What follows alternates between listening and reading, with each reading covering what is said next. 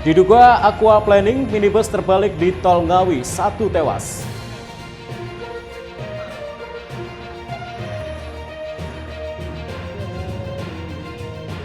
Haul Syekh Asmoroko di Tuban, ratusan anak ikuti kitanan massal gratis. Assalamualaikum warahmatullahi wabarakatuh, pemirsa JTV Bojonegoro. Senang sekali saya Semi Ramadan kembali hadir menjumpai Anda di program Sketsa Pengawan untuk edisi hari ini. Selain dua informasi utama tadi, kami juga masih memiliki informasi penting dan juga berita menarik lainnya dari Bojonegoro dan sekitarnya. Pemirsa, mari kita ikuti Sketsa Pengawan selengkapnya.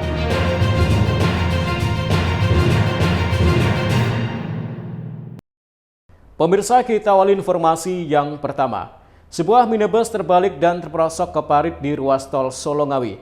Akibat dari kecelakaan ini, 1 orang penumpang tewas sedangkan pengemudi mengalami luka ringan. Kecelakaan tunggal terjadi di ruas tol Solo Ngawi, tepatnya di kilometer 549B, masuk Desa Gedung Harjo, Kecamatan Mantingan, Kabupaten Ngawi pada Jumat malam. Sebuah minibus terbalik dan terperosok ke parit di tepi jalan tol. Bagian depan minibus ringsek setelah sebelumnya sempat menabrak gatril pembatas jalan tol. Diduga kecelakaan tunggal ini karena mobil mengalami aquaplaning atau selip hingga kendaraan hilang kendali. Menurut pengemudi minibus Ahmad Sulaiman, 53 tahun, warga Kaliwungu, Kabupaten Kendal, Jawa Tengah, ia melaju dari arah Surabaya menuju Solo bersama seorang penumpang. Sesampainya di lokasi kejadian, kondisi hujan deras dan kecepatan tinggi. Minibus oleng menabrak gatril, terperosok ke parit hingga akhirnya terbalik.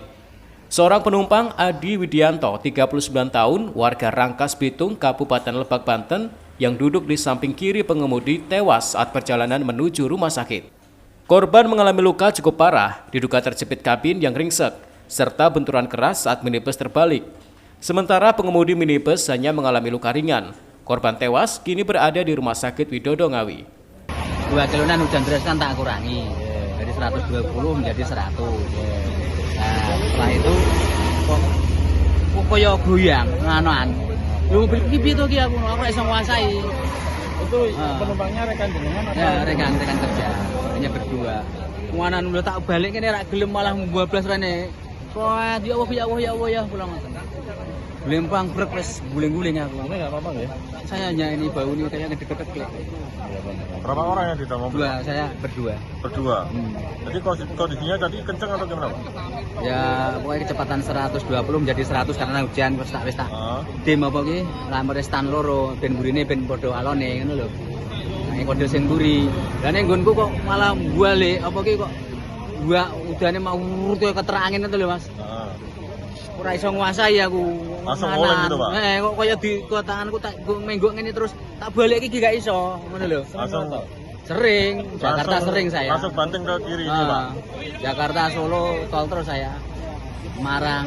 Yang satu penumpangnya tadi duduknya sebelah mana, Pak? Sebelah kiri.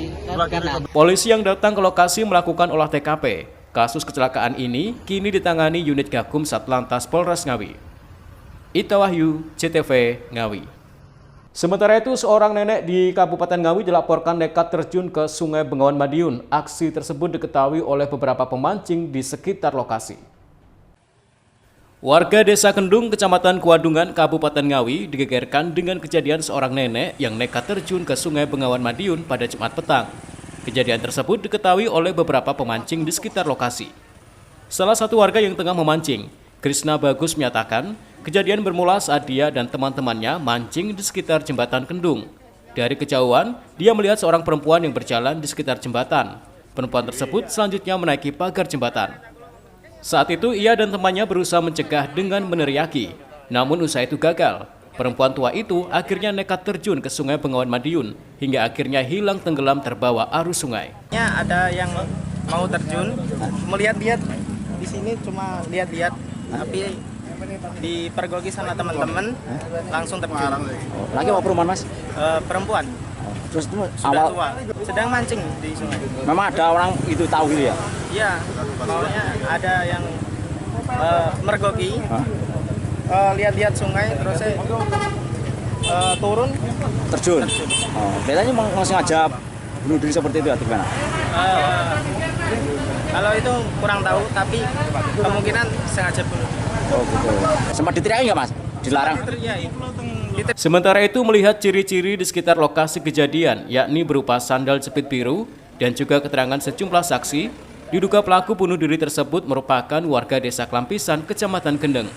Pelaku merupakan seorang nenek berusia 70 tahun. Cirinya dari baju sama sendal. Oh, baju warna apa ya? Warna pink bunga-bunga. Terus kalau sendalnya? Sendalnya warna biru. Yang terjun ke Bengawan ini?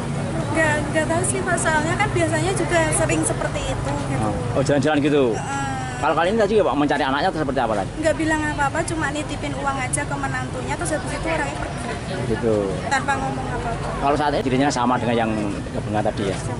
Kalau emang ini usia sudah berapa sih yang terjun ke Bengawan ini? Usianya? Usianya 70-an. atas nama siapa yang perkiraan? Samina. Mbah? Samina.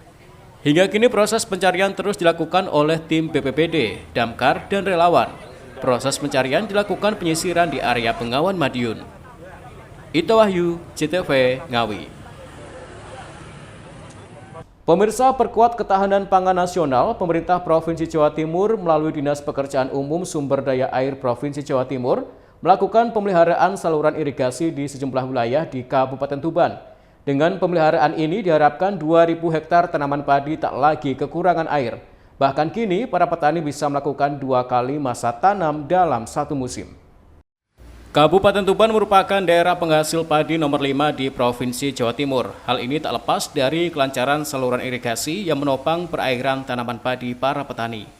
Guna memudahkan sumber perairan para petani, Dinas Pekerjaan Umum Sumber Daya Air Provinsi Jawa Timur terus melakukan perawatan saluran irigasi di wilayah Kabupaten Tuban. Salah satunya seperti yang dilakukan di Desa Ngerojo, Kecamatan Bangilan, Kabupaten Tuban pada Jumat siang. Sejumlah tenaga operator pemeliharaan secara gotong royong melakukan perawatan rutin saluran irigasi dari hulu ke hilir. Perawatan dilakukan dengan cara membersihkan tanaman air dan semak belukar yang berpotensi menghambat kelancaran saluran irigasi. Hal ini bertujuan untuk memperlancar pelayanan perairan petani menjelang musim tanam. Selain itu, pemeliharaan sungai juga dilakukan guna mengurangi potensi terjadinya banjir yang mengakibatkan air meluap dan merusak tanaman padi yang ada di sekitarnya. Para petani mengaku bersyukur dengan adanya pemeliharaan saluran irigasi ini. Tanaman padi mereka tak lagi kekurangan air. Bahkan kini, para petani bisa melakukan 2 kali masa tanam dalam 1 musim. Pak, dengan adanya saluran air irigasi ini, gimana sih Pak manfaatnya untuk masyarakat khususnya petani? Alhamdulillah selama ada irigasi ini untuk petani bersyukur. Dan sebelumnya ada irigasi itu cuma bisa tanam 1 kali. Sekarang bisa 1 tahun 2 kali lah. 3 kali di waktu kemarau. Ada yang menanam jagung juga semangka. Kalau di 1 tahun itu pertama rendengan, 2 kalian itu padi semua.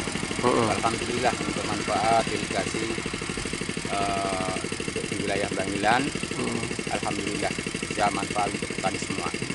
Pak, ini salurannya sering dibersihkan juga Bang? Alhamdulillah semenjak ada Pak Tonto dan kawan-kawan, sungai ini bersih.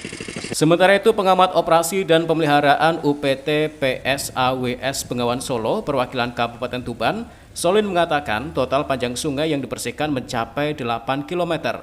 Saluran irigasi ini digunakan untuk mengaleri area pertanian di 3 kecamatan, yaitu Kecamatan Bangilan, Kecamatan Snori, dan Kecamatan Singgahan, dengan luas lahan pertanian mencapai 2.000 hektar.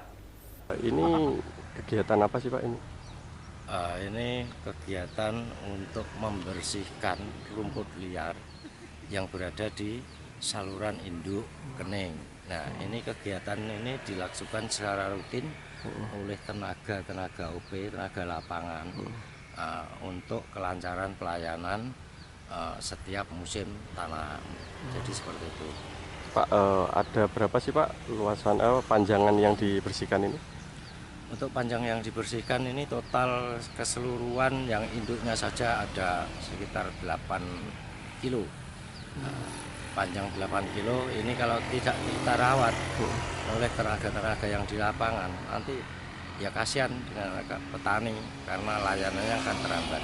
Belum lagi nanti pada saat musim banjir.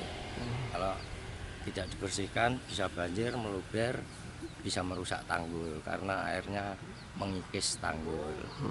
Jadi seperti itu. Oh iya, Pak, untuk sepanjang 8.000 ini mengairi berapa kecamatan sih Pak, dan luasan lahannya yang memanfaatkan?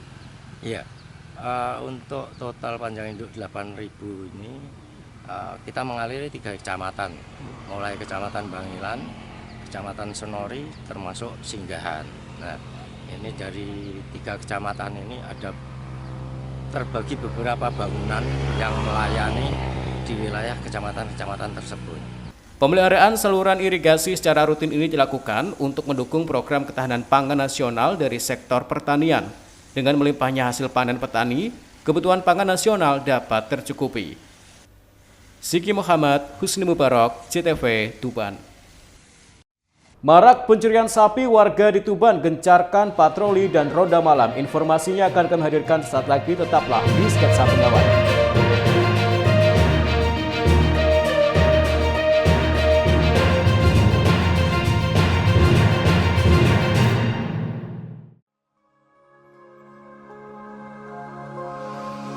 PT PLN Nusantara Power UP Tanjung Awarawar promosikan pembangunan berkelanjutan melalui program Rumah Faba. Implementasi program Rumah Faba sebagai bagian dari komitmen PLN Nusantara Power terhadap masyarakat ditujukan agar tidak hanya memberikan manfaat sosial, tetapi juga mempromosikan potensi dan keunggulan Faba dalam konstruksi dan pembangunan. Melalui program ini, satu keluarga dengan status pemilik RTLH berhasil memperoleh manfaat yang signifikan.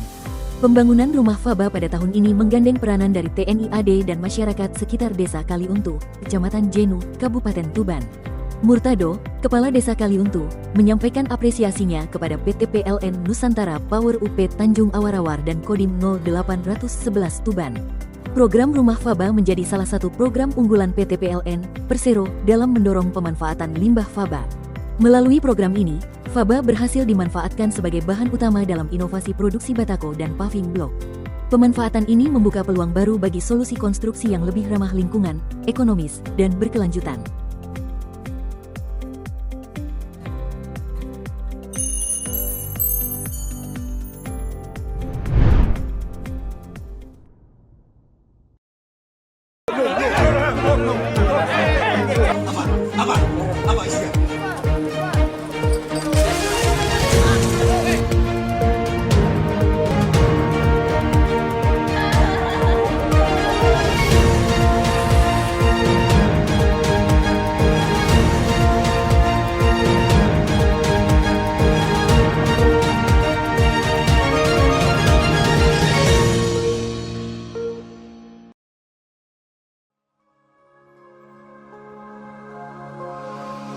PT PLN Nusantara Power UP Tanjung Awarawar promosikan pembangunan berkelanjutan melalui program Rumah Faba. Implementasi program Rumah Faba sebagai bagian dari komitmen PLN Nusantara Power terhadap masyarakat ditujukan agar tidak hanya memberikan manfaat sosial, tetapi juga mempromosikan potensi dan keunggulan Faba dalam konstruksi dan pembangunan. Melalui program ini, satu keluarga dengan status pemilik RTLH berhasil memperoleh manfaat yang signifikan. Pembangunan Rumah Faba pada tahun ini menggandeng peranan dari TNI AD dan masyarakat sekitar Desa Kaliuntu, Kecamatan Jenu, Kabupaten Tuban. Murtado, Kepala Desa Kaliuntu, menyampaikan apresiasinya kepada PT PLN Nusantara Power UP Tanjung Awarawar dan Kodim 0811 Tuban. Program Rumah Faba menjadi salah satu program unggulan PT PLN, Persero, dalam mendorong pemanfaatan limbah Faba. Melalui program ini, Faba berhasil dimanfaatkan sebagai bahan utama dalam inovasi produksi batako dan paving block. Pemanfaatan ini membuka peluang baru bagi solusi konstruksi yang lebih ramah lingkungan, ekonomis, dan berkelanjutan.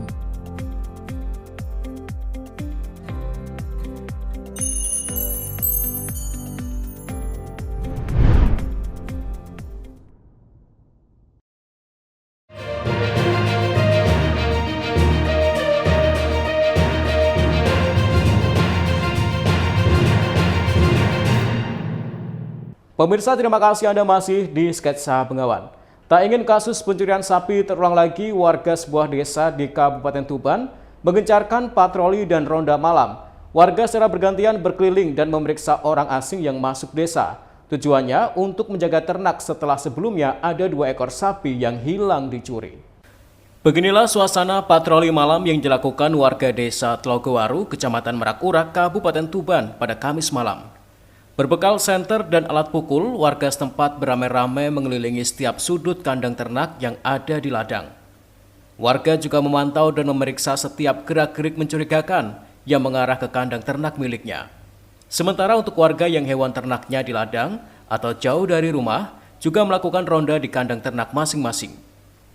Dengan berbekal parang untuk berjaga-jaga, mereka tidur di kandang dari pukul 9 malam hingga 4 pagi. Hal ini dilakukan demi menjaga sapi ternaknya dari maling. Maraknya kasus pencurian sapi membuat warga setempat harus menambah jam ekstra untuk memastikan kandang hewan ternak mereka tidak disatroni maling. Meski dalam keadaan kedinginan, ronda malam harus terus dilakukan. Tak hanya itu, kini warga juga memperketat setiap akses pintu masuk desa.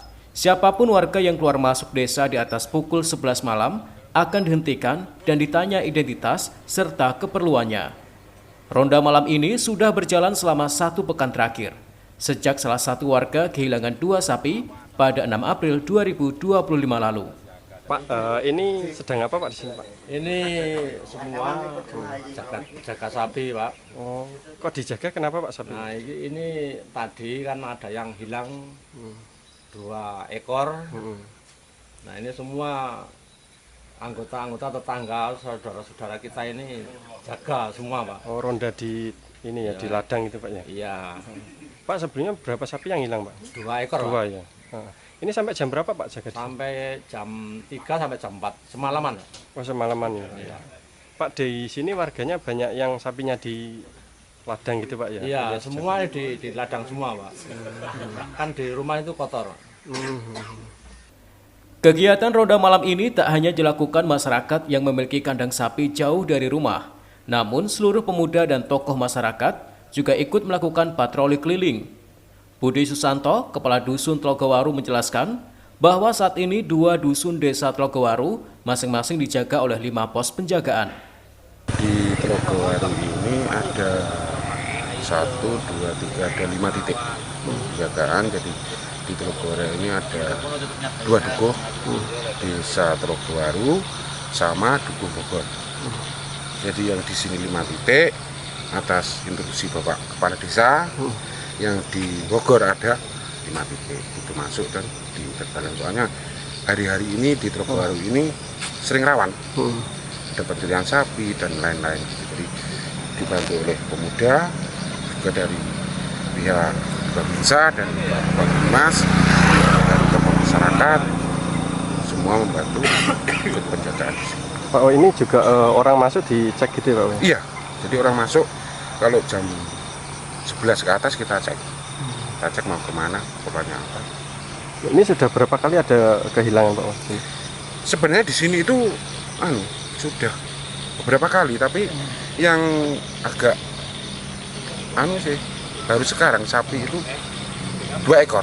Jadi langsung malam Senin itu langsung 2 ekor. Selain sapi itu apa aja Pak biasanya kehilangan? Biasanya di situ gedang, pisang sama ayam. Itu sering Pak ya? Sering ya. Tapi yang sering itu pisang Mas. Sering. Warga desa berharap dengan ronda malam ini, tindak kejahatan khususnya kasus pencurian sapi tidak terulang dan pelaku segera ditangkap. Siki Muhammad, Husni Mubarak, CTV, Tuban. Sementara itu, ribuan calon jamaah haji asal Kabupaten Bojonegoro akan berangkat ke Tanah Suci pada bulan Mei 2025 mendatang. Mayoritas calon jamaah haji yang berangkat tahun ini berprofesi sebagai petani. Bagi sebagian orang, bisa menjalankan ibadah haji merupakan hal yang paling diidam-idamkan. Bahkan berangkat haji menuju ke Tanah Suci Mekah, paling tidak harus memiliki tekad dan niat yang kuat, fisik dalam keadaan sehat, serta kemampuan finansial yang cukup. Seperti halnya di Kabupaten Bojonegoro, di musim keberangkatan haji pada tahun 2025 ini, mayoritas jamaah yang akan berangkat adalah didominasi masyarakat yang bekerja sebagai petani. Meski bekerja sebagai petani, hal itu tidak menjadi halangan bagi para calon jamaah haji untuk menunaikan ibadah haji sekaligus menyempurnakan rukun Islam. Kasih penyelenggara haji dan umroh kantor Kementerian Agama Bojonegoro, Muhammad Abdullah Hafidz mengatakan, dari sebanyak 1.508 calon jamaah haji asal Bojonegoro yang diberangkatkan tahun ini, mayoritas berprofesi sebagai petani. Selain itu, ada juga calon jamaah haji yang bekerja sebagai penjual serabi, tukang becak, hingga penjual tempe keliling. sebagian besar tuh rata-rata kalau di Bojonegoro Pak?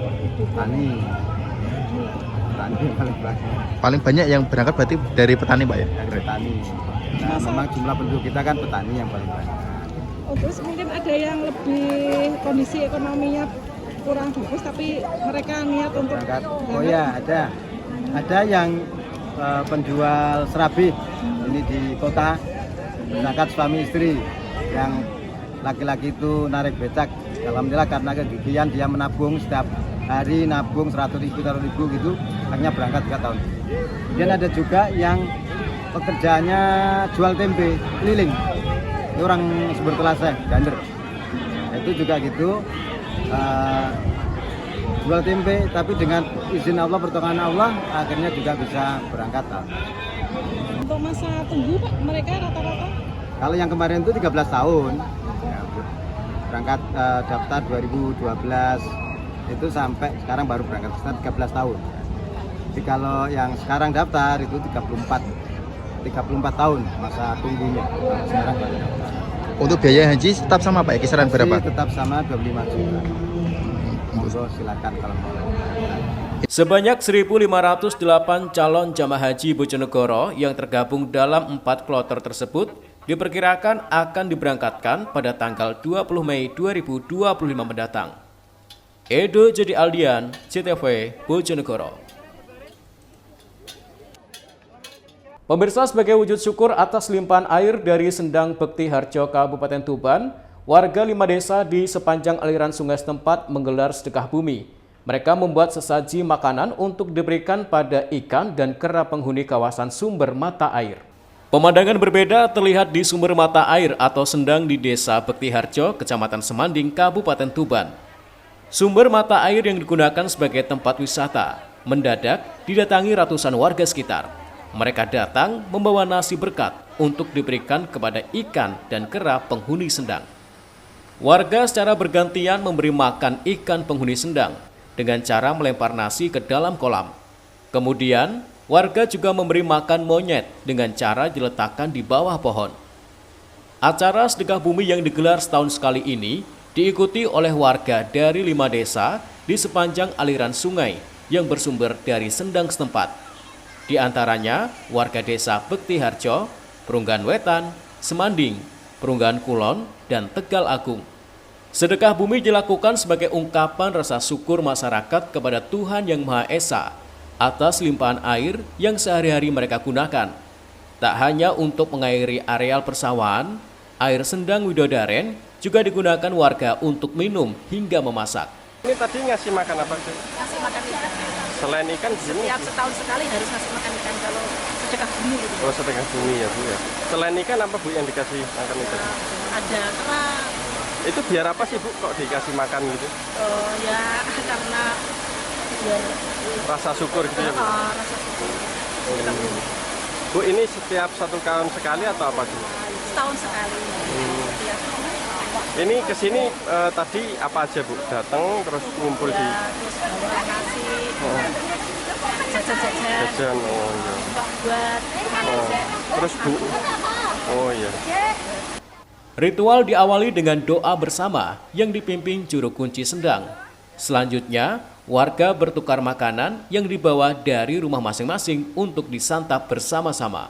Ketasakuran dikatakan kan ketasakuran gitu aja. 5 desa itu mana saja Pak?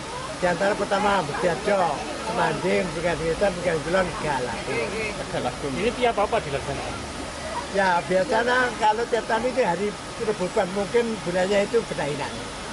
Oh, bisa Syawal, bisa lain. Bisa, bulan mungkin bulan 4, mungkin bulan 5 gitu. Terus yang dilakukan warga di sini apa saja Pak? Ya saya ngasih makan kerang, kasih makan ikan, dan di sini nanti kan ada suatu ritual kita berdoa bersama. Harapannya Pak? Harapannya semoga diberi panjang umur, sehat, rezeki yang banyak, yang kerjanya juga semoga lancar. Banyak panen jagung biar nanti rumpah gitu, barokah gitu. Amin. Mbak, sumber mata air di Bekti Harjo ini selain untuk warga juga digunakan untuk pertanian atau untuk pertanian juga, untuk cuci-cuci seperti kampung-kampung, mungkin daerah sini Galagung ada sumber daya untuk sawah, untuk bisa masak dan bisa untuk minum. bisa mandi juga. Kebutuhan sehari-hari. Gulden itu biar air adalah bukan pokok. Sedekah bumi ini sudah menjadi tradisi turun-temurun yang digelar setiap tahun. Sementara untuk harinya dimulai pada Hari Pon dan dilakukan secara bergantian dari 5 desa sepanjang aliran sungai. Siki Muhammad, Husni Mubarak, CTV, Tuban. Haul Syekh Asmorokondi Tuban, ratusan anak ikuti khitanan massal gratis. Informasinya akan kami hadirkan sesaat lagi, tetaplah di Sketsa Pengawan.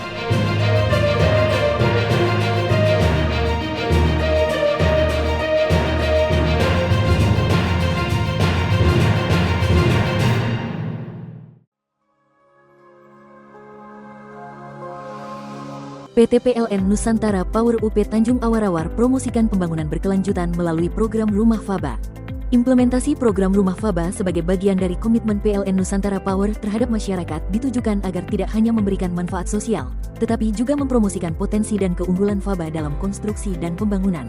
Melalui program ini, satu keluarga dengan status pemilik RTLH berhasil memperoleh manfaat yang signifikan. Pembangunan rumah Faba pada tahun ini menggandeng peranan dari TNI AD dan masyarakat sekitar Desa Kaliuntu, Kecamatan Jenu, Kabupaten Tuban. Murtado, Kepala Desa Kaliuntu, menyampaikan apresiasinya kepada PT PLN Nusantara Power UP Tanjung Awarawar dan Kodim 0811 Tuban. Program Rumah Faba menjadi salah satu program unggulan PT PLN, Persero, dalam mendorong pemanfaatan limbah Faba. Melalui program ini, Faba berhasil dimanfaatkan sebagai bahan utama dalam inovasi produksi batako dan paving block. Pemanfaatan ini membuka peluang baru bagi solusi konstruksi yang lebih ramah lingkungan, ekonomis, dan berkelanjutan.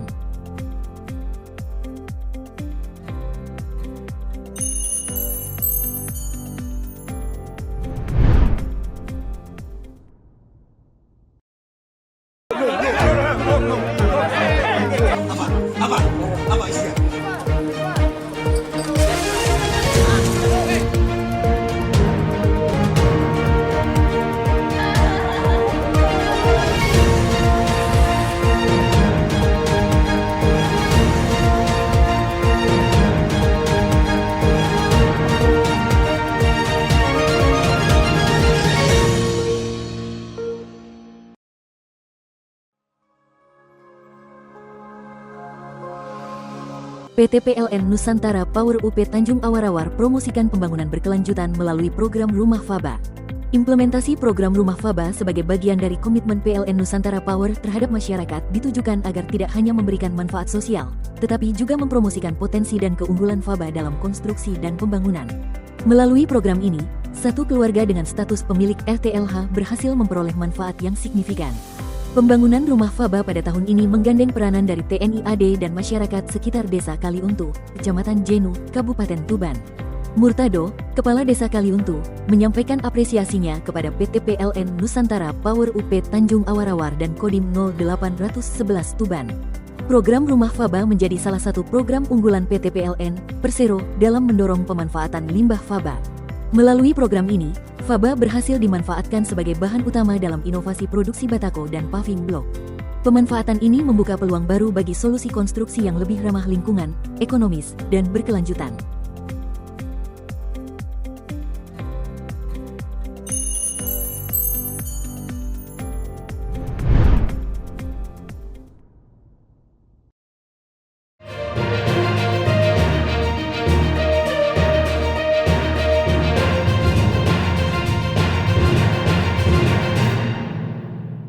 Pemirsa, terima kasih Anda masih di Sketsa Pengawan.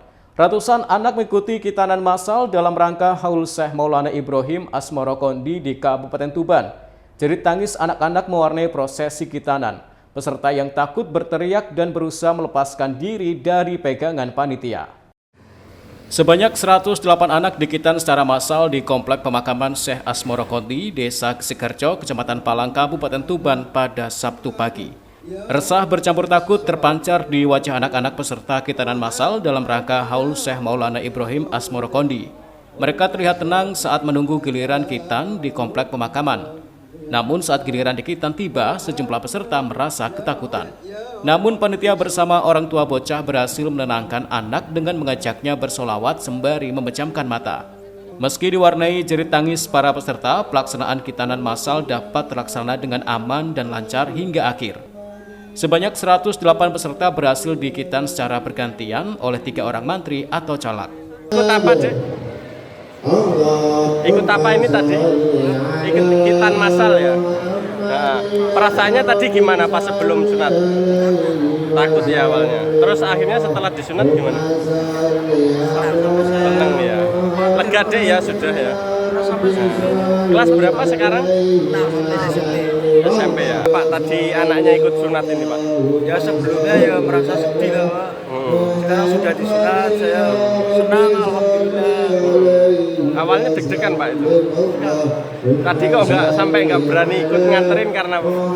Ya karena saya ini takut, karena anak saya ini kan penakut.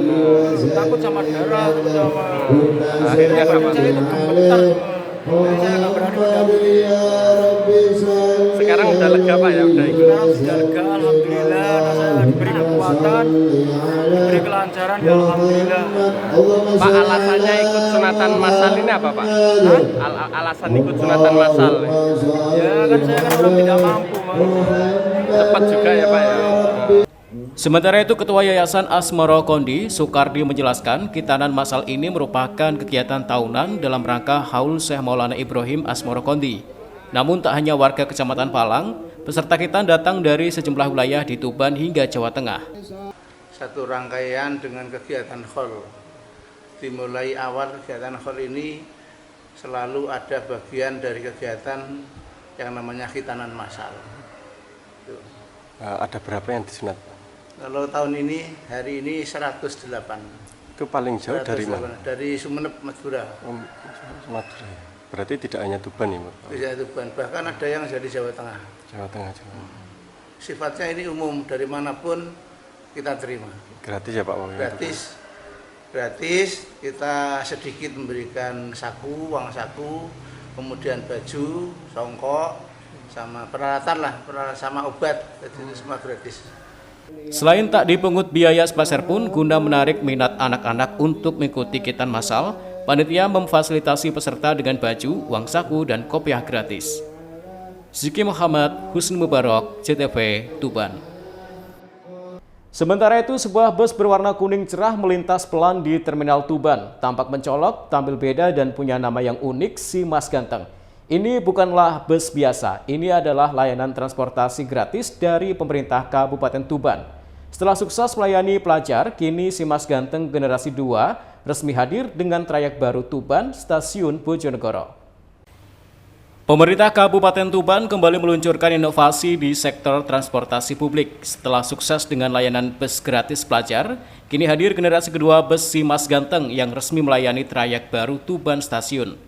Bus ini mulai beroperasi pada 9 April 2025 dan menjadi moda transportasi gratis yang dapat digunakan oleh masyarakat umum. Peluncuran ini diharapkan dapat memperluas konektivitas wilayah Tuban dengan pusat transportasi kereta api di Bojonegoro. Si Mas Ganteng generasi 2 dilengkapi fasilitas pendukung seperti pendingin udara, kursi nyaman, serta charger USB dengan tampilan luar yang mencolok berwarna kuning cerah.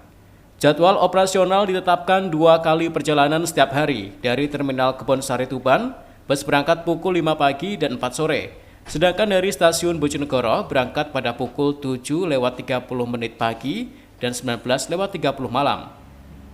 Rute ini menempuh jarak kurang lebih 60 km dan melewati sejumlah titik penting seperti alun-alun Tuban, Pasar Rengel, dan wilayah strategis lainnya sebelum mencapai Stasiun Bojonegoro dengan lama perjalanan sekitar 90 menit.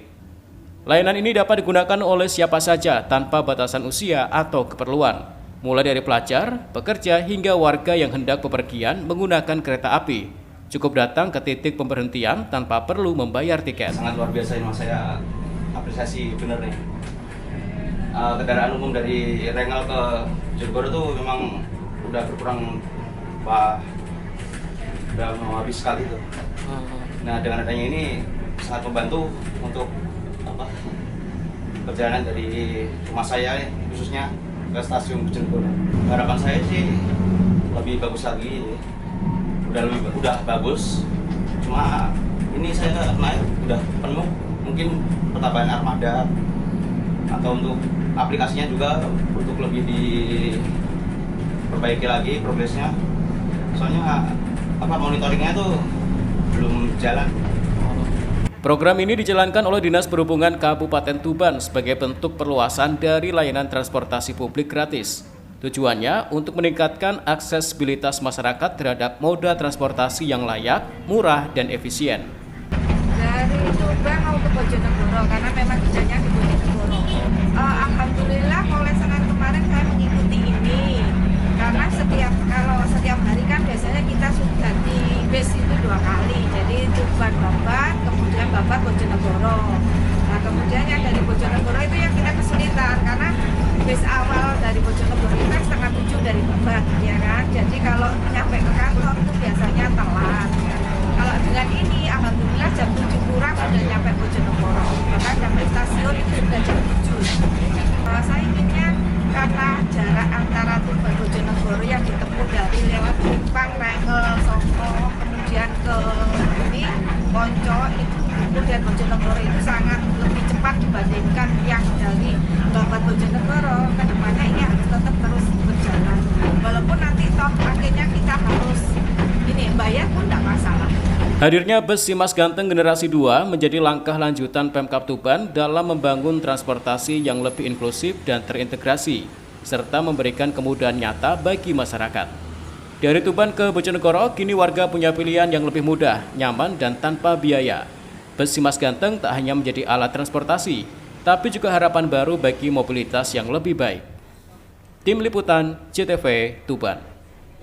Pemirsa, Sekolah Sepak Bola atau SSB Skorjo Putra menjadi awal pertama bintang Timnas U17 asal Bojonegoro, Fadli Alberto Hengga berlatih, sekaligus mengasah skill sepak bolanya. Kini Fadli Alberto Hengga sudah banyak dikenal oleh masyarakat dan mampu membawa Timnas U17 akan berlaga dalam Piala Dunia di Qatar. SSB Skorjo Putra menjadi saksi perjalanan pemain bintang Timnas U17 asal Kabupaten Bojonegoro, Fadli Alberto Hengga. Di tempat inilah Fadli Alberto Hengga di masa kecil menimba ilmu untuk berlatih, sekaligus mengasah skill sepak bolanya.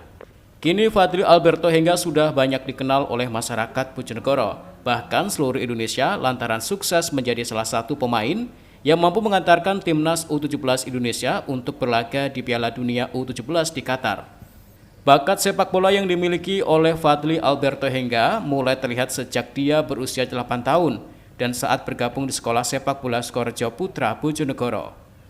Menurut Hadi Purwanto, pelatih SSB Skorjo Putra, sejak berlatih di SSB setempat, talenta Alberto sejak awal nampak berbeda dalam pantauannya selama setahun melatih.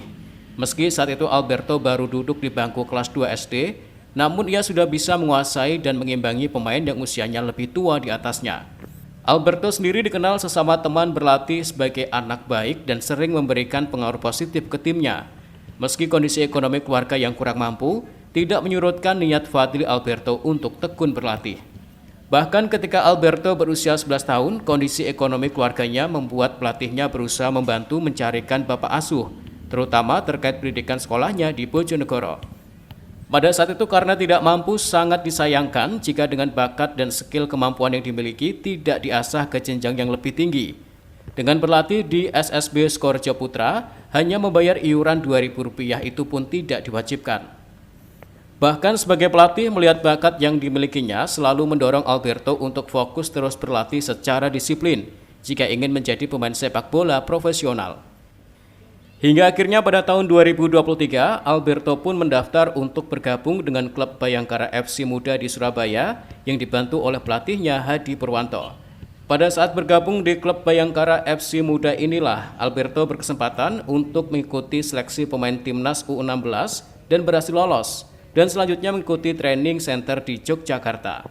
Ketika pelatih Nova Arianto menyeleksi lagi para pemain untuk dipilih memperkuat Timnas U16 yang akan bertanding di ASEAN U16 Boy Championship 2024, Fadli Alberto berhasil lolos.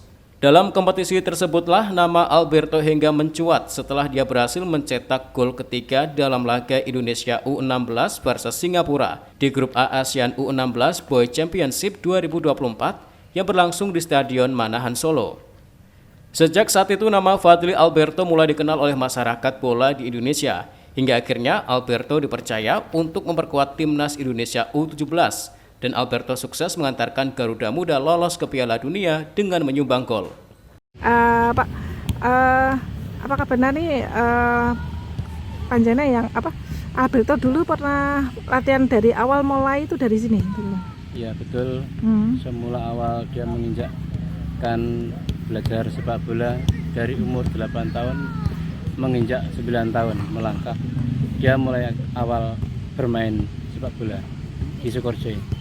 Umur 8 tahun ya? 8 tahun. Mulanya waktu itu seperti apa sih ikut melihat sosok Alberto waktu pertama kali?